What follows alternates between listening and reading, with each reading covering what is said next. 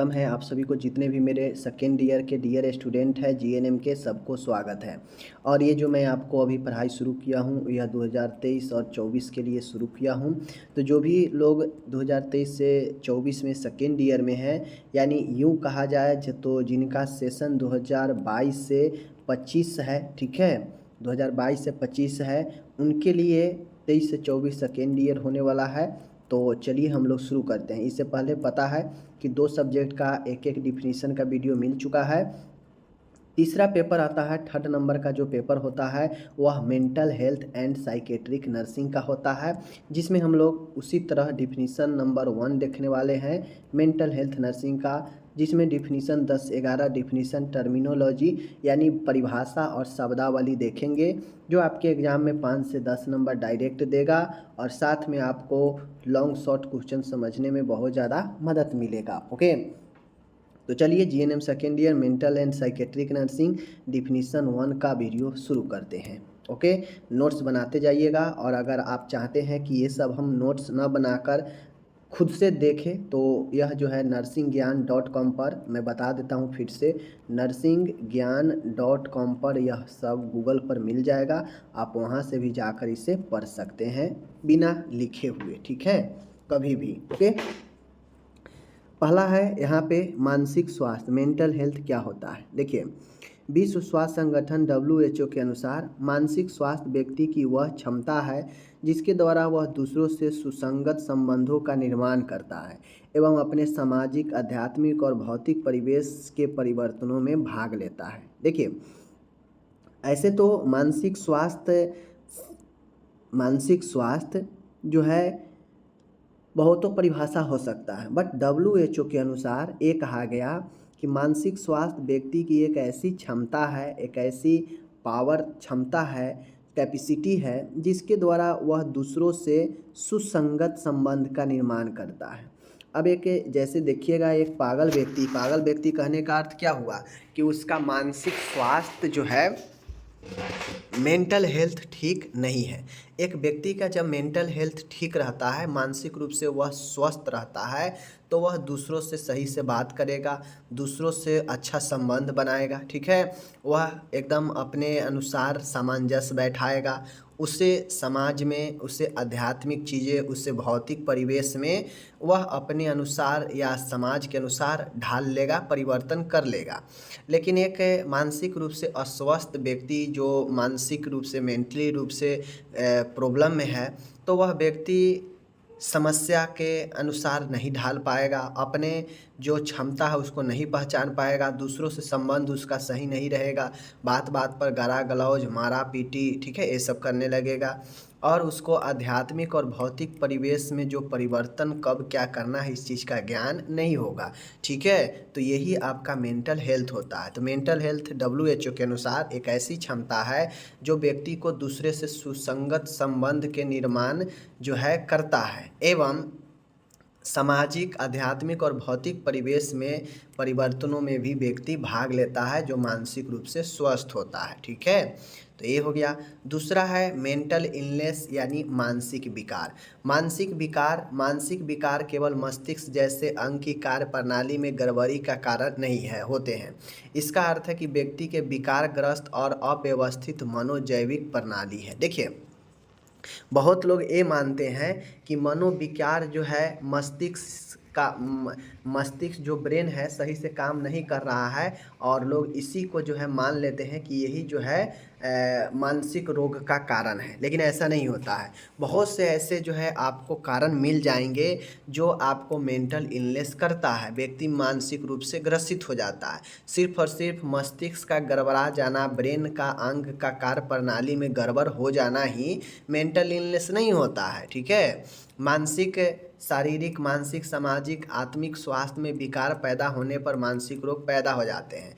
अब केवल ये कारण नहीं है कि आपके कोई ब्रेन में चोट लग गया या ब्रेन में इन्फेक्शन या ब्रेन से संबंधित कार्य प्रणाली में गड़बड़ होगा तो आपको मानसिक रोग हो जाएगा, ऐसा नहीं है, ठीक है। यद्यपि शरीर में कोई प्रॉब्लम है, कोई मानसिक प्रॉब्लम है, समाज में कोई प्रॉब्लम है, आत्मिक स्वास्थ्य में कोई प्रॉब्लम है, और इन सब में समस्या जो है आपके मानसिक रोग पैदा कर देते हैं या हो जाते हैं। जैसे कोई व्यक्ति विकलांग है, फिजिकल रूप से, शारीरिक रूप से विकलांग है। अब वह जो करना चाहता है एक नॉर्मल व्यक्ति की तरह वो तो नहीं कर पाएगा। तो वह जो नॉर्मल व्यक्ति के देखेगा तो कहीं न कहीं उसका हिम्मत टूटेगा, उसे लगेगा कि आज हम भी सही होते तो मैं इस प्रकार से काम करते। और जब व्यक्ति अंदर से टूटता है, उसका मनोबल घटता है, तो उसको मेंटली रूप से वह जो है डिप्रेस होता है, चिंताग्रस्त होता है और वहीं से मानसिक रोग शुरू हो जाता है। ठीक है। सामाजिक रूप से जैसे दूसरों को ताना सुनना, दूसरे से प्रताड़ना, गाली सुनना, ये सब सामाजिक रूप से अवहेलना। ठीक है। आपको समाज में लोग गलत बोलता हो, निगलेक्ट कर दिया हो कि कोई काम का नहीं है, तो सामाजिक रूप से भी इन सभी चीज़ों से भी जो है मानसिक रोग उत्पन्न हो जाते हैं। तो आपको ये मत समझना है कि मानसिक रोग सिर्फ और सिर्फ ब्रेन के गड़बड़ी ही मानसिक रोग होता है। मानसिक रोग अनेकों कारण से उत्पन्न हो सकते हैं, जैसे शारीरिक, मानसिक, आत्मिक, सामाजिक, इन सभी कारणों से भी मानसिक रोग उत्पन्न होते हैं। और जब मानसिक रोग उत्पन्न होते हैं तो व्यक्ति के कार्य करने की क्षमता भी गड़बड़ा जाता है, व्यक्ति को व्यवहार में परिवर्तन आ जाता है। ठीक है। मतलब बहुत सारे चीज़ प्रभावित हो जाते हैं व्यक्ति का। ठीक है। इस कारण व्यक्ति जीवन की परिस्थितियों से पर्याप्त समायोजन नहीं कर पाता है। वही चीज़ें मैंने बताया कि व्यक्ति ना सही से बोल पाएगा, ना खा पाएगा, ना कोई काम कर पाएगा, ना अच्छे से किसी से बोल पाएगा, उसका व्यवहार परिवर्तन हो जाएगा। मतलब ओवरऑल हर एक चीज़ में, उसके जीवन के हर एक परिस्थिति में पर्याप्त समायोजन, एडजस्टमेंट वह हर चीज़ से नहीं कर पाएगा। ठीक है। और जब समायोजन नहीं कर पाएगा तो जानते ही हैं, फर्स्ट ईयर में पढ़े हैं एडजस्टमेंट और माल एडजस्टमेंट। एडजस्टमेंट में व्यक्ति किसी भी प्रतिकूल परिस्थिति में भी जो है सामंजस्य बैठा लेता है, जो मानसिक रूप से स्वस्थ होता है। जो मानसिक रूप से ग्रस्त होता है उसको समायोजन नहीं बन पाता है, कुछ समायोजन हो जाता है परिस्थिति के साथ। समझ गए। मानसिक रोग से ग्रस्त व्यक्ति सामाजिक मान्यताओं के अनुसार जीवन की समस्याओं को सुलझाने की योग्यता खो बैठता है, वह वास्तविकता को स्वीकार नहीं कर पाता है। अब जो मानसिक रूप से ग्रसित व्यक्ति होते हैं वह अपने जीवन के समस्याओं को सुलझाने में योग्यता खो बैठता है, वह रियलिटी को नहीं स्वीकारता है और वह एक जो है सपने की दुनिया में, काल्पनिक दुनिया में चला जाता है। आप लोग देखते होइएगा कि जो इसका मानसिक संतुलन गड़बड़ा जाता है वो व्यक्ति रियलिटी से भटकने लगता है, वह अपनी दुनिया में खोए रहेगा, वह गजब गजब बातें बोलेगा, वह सपना देखेगा। ठीक है। मतलब तमाम चीज़ें उसके अंदर आ जाता है मेंटल इलनेस में। तो यही मेंटल इलनेस था, मैंने आपको बता दिया। ठीक है। चलिए अब तीसरा आता है मनोरोग नर्सिंग, साइकेट्रिक नर्सिंग। ठीक है। यही साइकेट्रिक नर्सिंग है, मेंटल एंड साइकेट्रिक नर्सिंग। मनोरोग नर्सिंग एक अंतर व्यक्ति प्रक्रिया है जिसके द्वारा प्रोफेशनल नर्स व्यक्ति के विशेष परिवार समुदाय के मानसिक स्वास्थ्य को उन्नत बनाने तथा मानसिक रोगों की रोकथाम में सहायता करती है। मनोरोग नर्सिंग, नर्सिंग का मतलब क्या है? नर्सिंग का मतलब है कि मरीज को सहायता करना, मरीज को जो है उसके स्वास्थ्य को बेहतर बनाने में मदद करना। अगर कोई व्यक्ति मृत्यु के निकट है तो उसे सुख शांति अच्छे से मृत्यु को प्राप्त कर ले, उसमें मदद करना। तो ठीक ऐसे ही साइकेट्रिक नर्सिंग, चूँकि यह एक मनोरोग नर्सिंग है तो इसमें ऐसे यह भी नर्स एक प्रोफेशनल नर्स ही होती है, रजिस्टर्ड नर्स ही प्रोफेशनल नर्स होती है। तो यह प्रोफेशनल नर्स व्यक्ति को व्यक्ति विशेष, परिवार और समुदाय और मानसिक स्वास्थ्य को उन्नत बनाती है और मानसिक रोगों के रोकथाम में सहायता करती है। ठीक है। अब चूंकि मनोरोग नर्सिंग है तो भाई है तो नर्सिंग ही, जो भी काम होगा नर्स के द्वारा ही होगा, लेकिन इसका जो क्षेत्र है यह मनोरोग मतलब मानसिक रोगों के क्षेत्र में यह नर्सिंग है। इसलिए यह जो है किसी भी परिवार, किसी भी विशेष व्यक्ति या समुदाय में मानसिक स्वास्थ्य को उन्नत बनाने और मानसिक रोगों को रोकथाम करने में सहायता करती है। कौन? यह मनोरोग नर्सिंग। ठीक है। मनोरोग नर्सिंग नर्सिंग विज्ञान की वह शाखा है जिसमें मानसिक रोगों की जांच, उपचार व बचाव का अध्ययन किया जाता है। ठीक है। मनोरोग नर्सिंग यह भी नर्सिंग विज्ञान की ही एक शाखा है, ब्रांच है, जिसमें मानसिक रोगी की जांच, उसका उपचार और उसको कैसे बचाया जाए इसका अध्ययन किया जाता है साइकेट्रिक नर्सिंग में। समझ गए।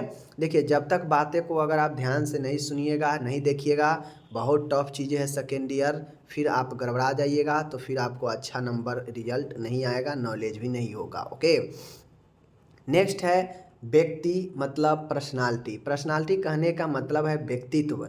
व्यक्ति को उस अति विशेषतापूर्ण संगठन के रूप में परिभाषित किया जा सकता है जिसमें व्यक्ति की संरचना, व्यवहार, तरीका, रुचियाँ, दृष्टिकोण, क्षमता, योग्यता और अभिक्षमताएं सम्मिलित है। देखिए, व्यक्तित्व जो होता है, पर्सनालिटी जो है, वह व्यक्ति के उसके एक अति विशेषपूर्ण संगठन के रूप में परिभाषित किया जा सकता है। मतलब किसी भी व्यक्ति को अगर व्यक्तित्व जानना हो तो आप उसके बॉडी के स्ट्रक्चर को, उसके व्यवहार के तरीका को, उसके इंटरेस्ट को, उसके एटीट्यूड को, उसके कैपेसिटी को, उसके क्वालिफिकेशन को, उसके अंदर के क्षमताओं को, हम इन सब चीज़ों से जो है हम जानते हैं। और यह सब चीज़ क्या करता है, व्यक्ति के व्यक्तित्व को बनाता है। ठीक है, व्यक्ति कैसे चलता है, कैसे खाता है, कैसे पीता है, कैसे बोलता है, कहाँ बैठता है, किसके साथ जाता है, यह सब सभी गुण, मतलब सर्व गुण जो है व्यक्ति को जो है व्यक्तित्व को बताता है। बातें समझ गए? इसीलिए इसे अति विशेषतापूर्ण संगठन के रूप में परिभाषित किया गया है, क्योंकि व्यक्ति के अंदर जो अति विशेष गुण है उसी को व्यक्तित्व के अंदर हम रखते हैं। ओके, पांचवा है मानसिक और रक्षात्मक प्रणाली, मेंटल एंड डिफेंस मैकेनिज्म। देखिए, मानसिक प्रणाली या रक्षात्मक प्रणाली, यह एक जो होता है मनोरचनाएं अथवा सुरक्षा कार्यविधियाँ, वे तकनीक अथवा विधियाँ हैं जिनका प्रयोग व्यक्ति तनाव, चिंता कम करने तथा द्वंद्व को सुलझाने के लिए करता है। देखिए, आप लोग फर्स्ट ईयर में भी मनोरचना, डिफेंस मैकेनिज्म या मेंटल मैकेनिज्म पढ़े होंगे, जिसका सीधा सीधा मतलब है कि मनोरचना या इसी को सुरक्षा कार्य विधि कहते हैं। यह एक टेक्निक होता है, यह एक विधि है जिसका प्रयोग करके व्यक्ति अपने तनाव या चिंता को कम करने का प्रयास करता है या अपने अंदर चल रहे द्वंद्व को सुलझाने का प्रयास या कम करने का प्रयास करता है। तो मानसिक या रक्षात्मक प्रणाली, जिसे हम लोग मनोरचना भी कहते हैं, मनोरचना एक ऐसी सुरक्षा कार्य विधि है या तकनीक है जिसका प्रयोग व्यक्ति अपने तनाव, चिंता को कम करने अथवा द्वंद्व जैसे चीज़ों को सुलझाने में उपयोग करता है। ठीक है, यह एक विधि है जिस विधि को अपनाकर व्यक्ति तनाव से, चिंता से, द्वंद्व से बचता है। ठीक है, और यही जो है रक्षात्मक या मनोरचनाएं कहलाता है। छठा है इंटरव्यू, जिसे हम लोग साक्षात्कार कहते हैं। इंटरव्यू साक्षात्कार एक उद्देश्यपूर्ण और लक्ष्य निर्धारित वार्तालाप है। साक्षात्कार इंटरव्यू क्या है? तो इंटरव्यू जो है साक्षात्कार एक उद्देश्यपूर्ण और लक्ष्य निर्धारित वार्तालाप है जिसके माध्यम से मनोचिकित्सक या नर्स जानकारी प्राप्त करने के साथ रोगी से एक भरोसे या विश्वास का संबंध स्थापित कर लेता है। देखिए, होता क्या है मैं बताता हूँ। इंटरव्यू जो है साक्षात्कार एक उद्देश्यपूर्ण और लक्ष्य निर्धारित वार्तालाप है। इंटरव्यू किसी का लिया जाता है तो इंटरव्यू का कोई ना कोई उद्देश्य होता है, कोई ना कोई पर्पज होता है। जैसे आप जॉब के लिए जाइएगा तो जॉब के लिए भी टेक्निक सेम है इंटरव्यू का। आपको इंटरव्यू में क्या होता है, आपके बोलना, चालना, उठना, बैठना, आपके लैंग्वेज, आपके बिहेवियर, आपके बोली के टोन, ठीक है, चलना फिरना, मतलब आपके व्यक्तित्व को देखा जाता है इंटरव्यू में कि आप कैसे जो है बिहेव, कैसे चल रहे हैं, कैसे बोल रहे हैं। तो इंटरव्यू जो है, इंटरव्यू साक्षात्कार एक उद्देश्यपूर्ण और लक्ष्य निर्धारित वार्तालाप है जिसके माध्यम से मनोचिकित्सक या नर्स जो है जानकारी प्राप्त करने के साथ रोगी से एक भरोसे या विश्वास का संबंध स्थापित कर लेता है। ठीक है, तो इंटरव्यू जो होता है वह एक उद्देश्यपूर्ण लक्ष्य निर्धारित होता है उसका। ठीक है, कि हमें क्या करना है, किस लिए इंटरव्यू करना है। और इनके माध्यम से जो मनोचिकित्सक होते हैं, जो मन के डॉक्टर होते हैं, मानसिक डॉक्टर होते हैं, या फिर जो मानसिक रोग, मनोरोग के जो नर्स होती है, वह जानकारी प्राप्त करने के साथ रोगी से एक भरोसे, एक विश्वास वाला जो है संबंध स्थापित कर लेता है। बातें को समझ गए? चलिए, इसीलिए इंटरव्यू अच्छा है। सातवां है मानसिक स्तर परीक्षण, मेंटल स्टेटस एग्जामिनेशन। बातें को समझ रहे हैं? मानसिक स्तर परीक्षण, mental status examination. Mental status examination कहने का मतलब है कि मानसिक स्तर परीक्षण एक रोगी की मानसिक स्थिति का मूल्यांकन करने की रूपरेखा है जिसका प्रयोग मनोचिकित्सक द्वारा साक्षात्कार के समय रोगी की मानसिक क्रियाशीलता, जैसे उसके अंदर के इमोशन, उसके अंदर के थॉट, उसका मूड कैसा कैसा है, उसका केंद्रन कैसा है, मेमोरी का है कैसा है, जजमेंट पावर कैसा है, आदि चीज़ों का मूल्यांकन हेतु जो है किया जाता है। बातें को समझ गए। तो मेंटल स्टेटस जो एग्जामिनेशन होता है, मैं बता दूं, मेंटल स्टेटस जो एग्जामिनेशन होता है उसमें मानसिक स्तर मतलब किसी व्यक्ति का मानसिक किस स्तर का है उसका परीक्षण किया जाता है मेंटल स्टेटस एग्जामिनेशन में। अब इस परीक्षण में रोगी का मानसिक स्थिति का मूल्यांकन किया जाता है, जिसका प्रयोग जो मनोचिकित्सक होते हैं उनके द्वारा इंटरव्यू के समय उनके मेंटल एक्टिविटी यानी उनके मानसिक क्रियाशीलता, जैसे इमोशन को, थॉट को, मूड को, कंसंट्रेशन को, मेमोरी को, जजमेंट पावर को आदि के मूल्यांकन हेतु किया जाता है। तो ये जो है आपका ध्यान में रखने वाली बातें है कि मेंटल स्टेटस एग्जामिनेशन एक मानसिक स्तर मतलब मेंटल माइंड किस लेवल में है उस लेवल का परीक्षण करने का एक विधि है, जिसमें मनोचिकित्सक इंटरव्यू के समय मानसिक क्रियाशीलता को देखते हैं। किस आधार पर? इमोशन को देखते हैं, थॉट को देखते हैं, मूड को देखते हैं, कंसंट्रेशन को देखते हैं, मेमोरी, जजमेंट पावर आदि के मूल्यांकन करते हैं इसी मेंटल स्टेटस एग्जामिनेशन से, और पता करते हैं कि व्यक्ति के अंदर जो है इन सब चीज़ों का कैसा समावेश है। अगर व्यक्ति स्वस्थ होगा, व्यक्ति सही होगा, तो कहीं ना कहीं ये सब चीज़ें संतुलन होगा, ठीक है। और कहीं ना कहीं अगर वो व्यक्ति मानसिक रूप से ग्रसित होगा बीमारी से, तो कहीं ना कहीं इन सब चीज़ों में गड़बड़ी होगा, और फिर डॉक्टर पता करके आगे का प्रोसेस करते हैं। ओके। 8वां नंबर का है TNPR। आप लोग फर्स्ट ईयर में भी पढ़े होंगे TNPR। TNPR theoretic nurse patient relationship. देखिए ये सब जो हम आपको पढ़ा रहे हैं कहीं ना कहीं ये आपको लॉन्ग और शॉर्ट क्वेश्चन में आए कहीं आएगा। अभी तो ये है ही, अभी तो एग्जाम में डिफिनीशन में भी पूछ सकता है, लेकिन ये लॉन्ग शॉर्ट क्वेश्चन में भी आएगा, इसलिए मैं थोड़ा डिटेल में समझा रहा हूँ। उपचारात्मक नर्स मरीज संबंध, थ्योरेटिक नर्स रिलेशनशिप, ठीक है, nurse patient relationship, TNPR। Basically TNPR जो होता है यह उपचारात्मक मतलब समझ रहे हैं कि उपचार के दृष्टि से मतलब मरीजों के उपचार करने के दृष्टि से यह संबंध बनाया निर्माण किया जाता है जो नर्स और मरीज के बीच का संबंध होता है। इसे उपचारात्मक नाम इसलिए दिया जाता है क्योंकि इसमें मरीज को उपचार ही किया जाता है संबंध निर्माण करके, इसीलिए उपचारात्मक नर्स मरीज संबंध कहते हैं। ओके।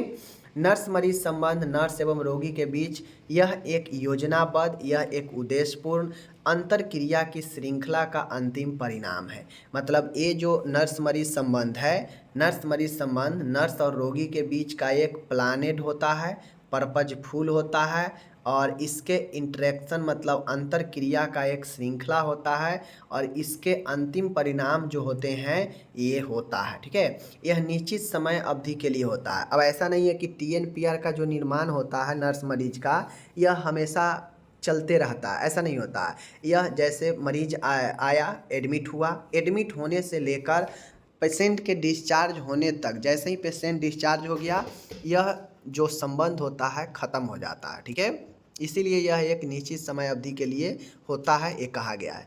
इसमें अंतर मतलब इसके अंदर जो काम होता है यह पहले से निर्धारित स्थान पर ही होता है। मतलब जैसे मरीज को देखना है, मरीज को समझाना है, मरीज से परिचय करना है, मतलब ये जो संबंध बनाया जाता है यह पहले से एक समय एक जगह निर्धारित होता है, वहीं पे होता है। इसे मरीज की सहायता हेतु स्थापित किया जाता है। मैंने पहले ही बताया कि यह मरीज के देखभाल सहायता के लिए स्थापित किया जाता है, ठीक है। तो उपचारात्मक नर्स मरीज संबंध। 9वां है कम्युनिकेशन। कम्युनिकेशन स्किल मतलब संप्रेषण। कम्युनिकेशन कहने का मतलब है कि संचार, संचार का मतलब है कि एक चीज़ें को दूसरे चीज़ों तक भेजना, ठीक है। संप्रेषण, संप्रेषण एक प्रक्रिया है जिसके द्वारा दो व्यक्तियों या व्यक्ति के समूह के मध्य सूचना का आदान प्रदान प्रतीक चिन्हों व्यवहार भाषा के रूप में होता है। कम्युनिकेशन मैंने पहले ही बता दिया कि यह एक संचार है जिसमें एक से दूसरे के बीच में भेजने का काम ही संचार होता है। अब भेजने वाला में जो चीज़ें होगा वह हो सकता है कोई सूचना हो, ठीक है, कोई सिंबल हो, ठीक है, कोई साइन हो, कोई बिहेवियर हो, कोई भाषा हो, कोई लेटर हो, कोई सूचना, कुछ भी हो सकता है इस कम्युनिकेशन के अंदर में। कम्युनिकेशन एक जरिया है, समझ गए, जिसमें एक से दूसरे जगह जो है सूचनाओं को आदान प्रदान किया जाता है कम्युनिकेशन स्किल के जरिए। तो यही है, कम से कम कम्युनिकेशन होने के लिए दो व्यक्ति कम से कम होनी चाहिए और इससे ज़्यादा होगा तभी जाके कम्युनिकेशन हो सकता है। ओके, न तो अकेला कोई किसी से बात करता है, नहीं करता है। अब आता है नर्सिंग प्रक्रिया, नर्सिंग प्रोसेस। नर्सिंग प्रोसेस प्रक्रिया आप लोग फर्स्ट ईयर में फंडामेंटल में भी पढ़े हैं, लेकिन मैं बता दूं नर्सिंग प्रक्रिया मेंटल हेल्थ में भी है। यह एक ऐसी प्रक्रिया है जिसके द्वारा योजनाबद्ध तरीके से रोगी की समस्याओं को पहचान कर उनके महत्व के आधार पर उनका निराकरण किया जाता है। अब नर्सिंग प्रक्रिया आप लोग पढ़े हैं, नर्सिंग प्रोसेस जिसे नर्सिंग स्टेप्स भी हम लोग कहते हैं। यह 5 स्टेप होता है, आप लोग को पता है कि जो ये नर्सिंग प्रोसेस होता है 5 स्टेप में जो होता है, यह मरीजों के लिए उनके समस्याओं पर आधारित यह प्रोसेस होता है। ठीक है, यह योजनाबद्ध तरीके से मतलब यह प्लानिड करके किया जाता है। ठीक है, ये देखभाल, ठीक है, इनके महत्व के आधार पर इनको निराकरण किया जाता है। तो आपको एक चीज़ समझना पड़ेगा कि नर्सिंग प्रोसेस एक योजनाबद्ध होता है जो रोगी के समस्याओं को पहचान कर उनके महत्व के आधार पर जो है यह निराकरण किया जाता है। यही नर्सिंग प्रोसेस होता है, जो एक के बाद दूसरा स्टेप, दो के बाद तीसरा स्टेप, 3 के बाद चौथा स्टेप, 4 के बाद 5वां स्टेप में यह चीज़ें जो है आगे की तरफ चलता है। ठीक है, 5वां होता है मूल्यांकन का और पहला होता है आकलन का। ठीक है, समझ गए। चलिए अब आगे है, आखिरी है आज की इस वीडियो में, आखिरी जो मैंने लिया है डिफिनीशन या टर्मिनोलॉजी, वह स्किज़ोफ्रेनिया है। यह क्वेश्चन हर बार किसी न किसी रूप में 10 नंबर में एग्जाम में पूछता है। ठीक है, स्किज़ोफ्रेनिया से रिलेटेड आपको 4 से 5 क्वेश्चन बनते हैं और यह आपके एग्जाम में पूछे जाते हैं। ठीक है, देख लीजिए। स्किज़ोफ्रेनिया मैं आपको पहले बता देता हूँ। स्किज़ोफ्रेनिया एक मानसिक रोग है, काफ़ी गंभीर मानसिक रोग है और यह एक क्रॉनिक रोग होता है। ठीक है, ये होने के बाद आपको बहुत ही समय लगता है छूटने में या नहीं भी छूट सकता है, बस इसमें थोड़ा सा रोकथाम आप कर सकते हैं, बस यही कर सकते हैं। ठीक है, देखिए, स्किज़ोफ्रेनिया एक ऐसी मनोरोग स्थिति है जिसके कारण सोचने व समझने की शक्ति में जो है अनियमितता होता है तथा मनोप्रेरक गतिविधि में विकार पैदा हो जाता है। इस कारण अवबोधन और व्यवहार पर प्रभाव पड़ता है। ठीक है, स्किज़ोफ्रेनिया जिस व्यक्ति को होता है काफ़ी गंभीर मानसिक रोग है, काफ़ी खतरनाक माना जाता है। ठीक है, गंभीर पागलपन इसको कह सकते हैं। तो स्किज़ोफ्रेनिया जिसे विखंडित मानसिकता कहते हैं, इसमें व्यक्ति का थॉट, सोचने और समझने की शक्ति काफ़ी ज़्यादा प्रभावित हो जाता है।